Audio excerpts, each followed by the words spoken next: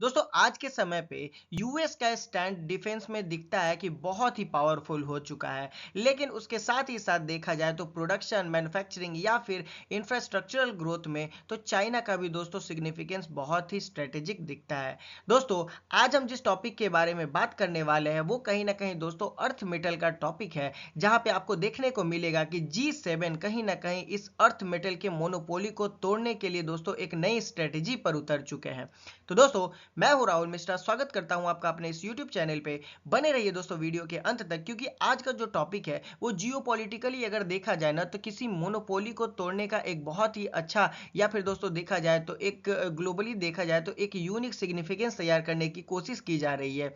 तो चलिए दोस्तों समझते हैं इस वीडियो को। दोस्तों हाल ही में हुआ क्या है कि कनाडा में 6.4 बिलियन डॉलर का एक मिनरल प्लान या फिर एक इन्वेस्टमेंट प्लान रेडी किया गया है। और दोस्तों आप इसमें देखोगे कि ये एक मिनरल सिक्योरिटी प्लान है। मतलब हो क्या रहा है ना कि ये जो G7 कंट्रीज है, लाइक आप देखोगे इसमें US, Japan, Germany, France, UK, Italy, मतलब ये सभी कंट्रीज दोस्तों मिलके G7 का फॉर्मेशन करते हैं। तो ये चाहते हैं कि कल के डेट में जो चाइना आज के टाइम पे जो मोनोपोली रख रहा है ना कि अर्थ मेटल्स पे, कहीं ना कहीं वो बैन कर देता है, देना बंद कर देता है, टैक्सेस बढ़ा देता है, तो कहीं ना कहीं ये दोस्तों इस मोनोपोली को ये लोग तोड़ना चाहते हैं। साथ ही साथ एक तरीके का सिक्योर और सस्टेनेबल मिनरल सप्लाई चेन तैयार करना चाहते हैं कि वेस्टर्न नेशंस पे दोस्तों कहीं ना कहीं फ्यूचर में डिफेंस, सेमीकंडक्टर और क्लीन एनर्जी पे दोस्तों कहीं ना कहीं इन लोगों को अफेक्ट ना पड़े। तो ये एक अगर स्पेशली देखा जाए ना तो चाइना के अगेंस्ट इनकी स्ट्रेटेजी है कि चाइना को अकेले ये तो टैकल नहीं कर सकते हैं, लेकिन दोस्तों वेस्टर्न नेशन अगर यूनाइट होकर अगर रिफाइनरीज पे काम करें तो बेसिकली चाइना को यहां से टैकल किया जा सकता है।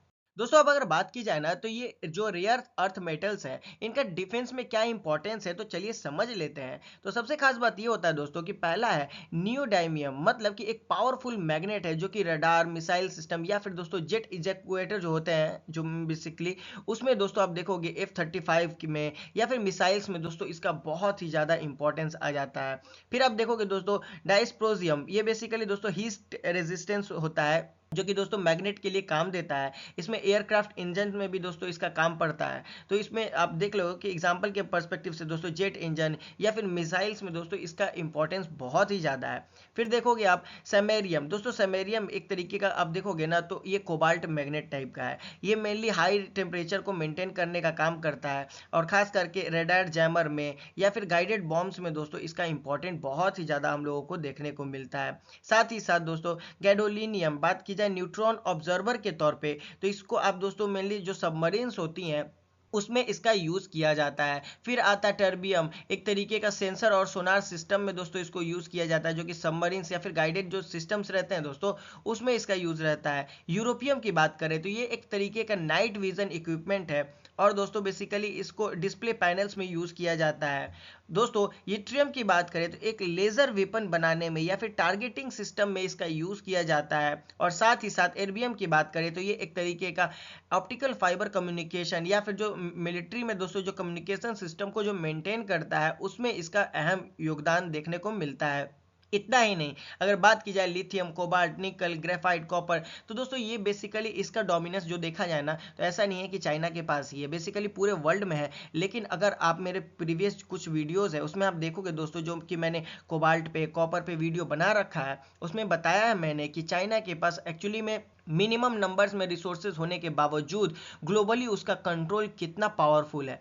तो दोस्तों अब जाके मेरे उस वीडियो को भी देख सकते हो। तो चलिए अब समझते हैं कि आखिर ये जो 6.4 बिलियन डॉलर का जो इन्वेस्टमेंट प्लान बना है ये किस तरीके से एग्जीक्यूट किया जाएगा।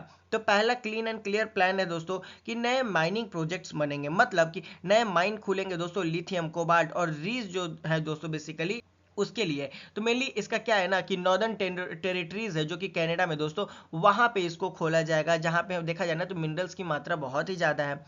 उसके साथ साथ रेयर अर्थ रिफाइनिंग और प्रोसेसिंग प्लांट को खोला जाएगा, क्योंकि दोस्तों यहीं पे तो चाइना पर डिपेंडेंसी आ जाता है, तो इसको कम करने का प्लान है। साथ ही साथ G7 जो है दोस्तों वो कहीं ना कहीं अब देखोगे ना तो क्रिटिकली मिनरल बायर क्लब भी बन चुका है। मतलब कि ये सभी पैसे मिला के कहीं ना कहीं G7 में ही दोस्तों आपस में शेयर करेंगे, आपस में ही इन लोगों को दोस्तों मिलता रहेगा। क्योंकि सबसे खास बात है ना कि इन लोगों को सरवाइव करने के लिए नहीं दोस्तों, अपने अगर डिफेंस को स्ट्रांग बनाना है तो उसके लिए ये अपने आप को स्ट्रांग बनाना चाहते हैं। तो एक बायर क्लब भी यहाँ पे बन चुका है। साथ ही साथ स्ट्रेटेजिक स्टॉक पाइलिंग, मतलब कि एक तरीके का बहुत ही बड़ा रिजर्व भी बिल्ड करना चाहते हैं, जिससे डिफेंस में मैन्युफैक्चरिंग होगा। ईवी दोस्तों प्रोडक्शन में बहुत ही ज़्यादा काम देगा।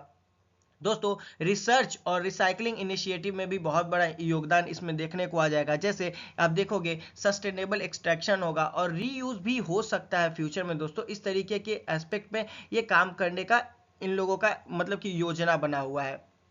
दोस्तों अब सबसे खास बात यह है कि ये इतना मैटर क्यों करता है। तो करेंटली देखा जाए ना तो चाइना 80% से ज़्यादा दोस्तों वर्ल्ड का जो रेयर अर्थ रिफाइनरी कैपेसिटी है उसको बना के बैठा हुआ है, मतलब उसी के हाथ में कंट्रोल है।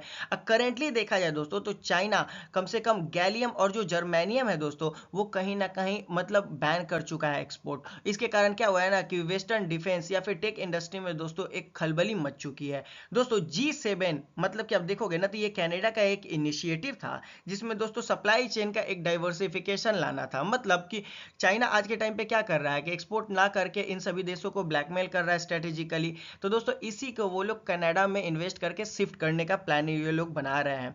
साथ ही साथ इन लोगों का यही इंटेंट है दोस्तों कि एनर्जी ट्रांजिशन गोल तैयार करना, मतलब कि ईवी में, सोलर में और विंड टेक में, साथ ही साथ डिफेंस ऑटोनॉमी में दोस्तों G7 को मजबूत करना है। दोस्तों ये बेसिकली G7 के लिए प्लान है। मतलब कि अगर इन्वेस्टमेंट कनाडा में होता है तो इसका जो रिसोर्सेज का जो सपोर्ट या फिर देखा जाए तो वो जो रिसोर्सेज एक्सट्रैक्ट होंगे दोस्तों कहीं ना कहीं G7 के ही बायर क्लब को मिलेंगे।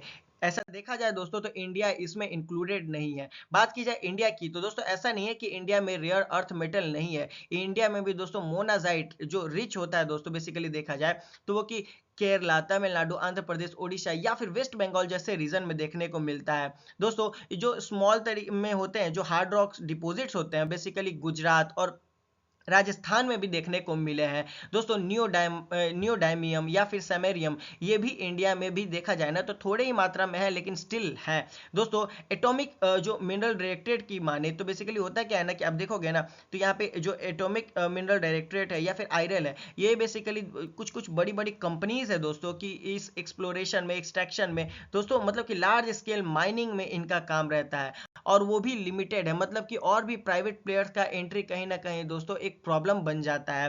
प्रॉब्लम क्यों बनता है दोस्तों, तो इंडिया के पास सबसे खास बात है ना कि सबसे खास मैं आपको बता दूं कि रिसोर्स का पोटेंशियल है। मतलब कि इंडिया के पास on an around 7.323 lakh ton का दोस्तों पोटेंशियल है, जो कि रेयर अर्थ ऑक्साइड मतलब कि जो सैंड्स और बीचेस पे जो सैंड्स है दोस्तों उसमें ये मिलता है। इनफैक्ट अगर आप देखोगे तो 1.29 जो लाख टन है दोस्तों कहीं ना कहीं गुजरात और राजस्थान में देखने को मिलता है। और साथ ही साथ अगर बात करें तो इंडिया दोस्तों टॉप 4 कंट्रीज में बिलोंग करता है रेयर अर्थ रिजर्व्स के बेसिस पे। लेकिन सबसे खास बात यही है दोस्तों कि एक्चुअली में 1% ही ग्लोबल आउटपुट का इंडिया में प्रोडक्शन होता है। तो इंडिया के पास इसके चैलेंजेस है ना। सबसे खास बात इंडिया दोस्तों जाहिर सी बात है माइन नहीं कर पा रहा है। मतलब अब देखोगे माइन भी कर रहा है तो बेसिकली नॉमिनल नंबर में माइन कर रहा है, और माइन अगर कर भी रहा है दोस्तों तो रिफाइनिंग या फिर प्रोसेसिंग कैपेसिटी जो है वो बहुत ही लिमिटेड है। इन्वायरमेंटल रेगुलेशंस की हमेशा बात आ जाती है, मतलब पेपर क्लियरेंस डिले होना दोस्तों, इस तरीके की बाधाएं बहुत ज़्यादा आ जाती हैं। थोरियम कंटेंट की बात करें जो मोनाजाइट में होते हैं दोस्तों साइंस में, तो ये क्या होता है ना कि गवर्नमेंट के कंट्रोल में है, मतलब प्राइवेट प्लेयर का यहाँ पे एंट्री नहीं है। इनफैक्ट अगर देखा जाए दोस्तों तो कुछ ही पब्लिक सेक्टर कंपनीज है जैसे आईरेल, ये दोस्तों कहीं ना कहीं ये एक्टिव है। अब देखोगे ना तो ये एक प्राइवेट सेक्टर है जिसका दोस्तों पार्टिसिपेशन तो है लेकिन बहुत ही मिनिमम हो जाता है। तो ओवरऑल अगर इस टॉपिक की बात करें दोस्तों तो इंडिया को भी कहीं ना कहीं इस रेयर अर्थ के रेस में खुद को आगे बढ़ाना पड़ेगा। जैसे कि चाइना या फिर वेस्टर्न नेशन यूनाइट होकर दोस्तों क्या कर रहे हैं, तो अपने लिए क्रिटिकल जो मिनरल्स का सप्लाई चेन है उसको तैयार कर रहे हैं। इनफैक्ट अलायंस बना रहे हैं दोस्तों, मैसिव इन्वेस्टमेंट्स भी कर रहे हैं। तो मतलब इंडिया को भी अब कहीं ना कहीं इस ग्लोबल रेस में दोस्तों इंडिविजुअली चलना पड़ेगा। इंडिया कहीं ना कहीं दोस्तों इस रेस में पीछे नहीं हो सकता है। साथ ही साथ जो रिच जो कोस्टल रिजर्व्स हैं उसके साथ साथ देखा जाए दोस्तों तो साइंटिफिक कैपेबिलिटीज भी है इंडिया के पास, डोमेस्टिक माइनिंग, रिफाइनिंग या फिर स्ट्रेटेजिक स्टॉक पाइलिंग, मतलब रिजर्व करने का इंटेंट दोस्तों। तो इंडिया को इकोनॉमिक सिक्योरिटी और डिफेंस सेल्फ रिलायंस के बेसिस पे दोस्तों आने वाले दशकों में इंडिया को प्रिपेयर रहना पड़ेगा। इंडिया अगर प्रिपेयर नहीं रहेगा तो कहीं ना कहीं इंडिया पे ये जाए ना तो बहुत बड़ा बर्डन बन सकता है इंपोर्ट करने के लिए। या फिर आप देखोगे जिस हिसाब से आज के टाइम पे चाइना दोस्तों ब्लैकमेल करता है जिस तरीके से वेस्टर्न कंट्रीज को, तो फ्यूचर में दोस्तों इंडिया को भी कहीं ना कहीं ब्लैकमेलिंग का सामना करना पड़ सकता है। तो दोस्तों आज के लिए बस इतना ही। कैसा लगा वीडियो आप हमारे कमेंट में आके हमें बताइए। अगर ये वीडियो आपको अच्छा लगा तो please like, subscribe and bell icon को प्रेस करें, जिससे कि आपको आगे की आने वाली वीडियोस का अपडेट मिलता रहेगा। मिलते हैं अगले वीडियो में, तब तक के लिए अपना ख्याल रखें। Thank you.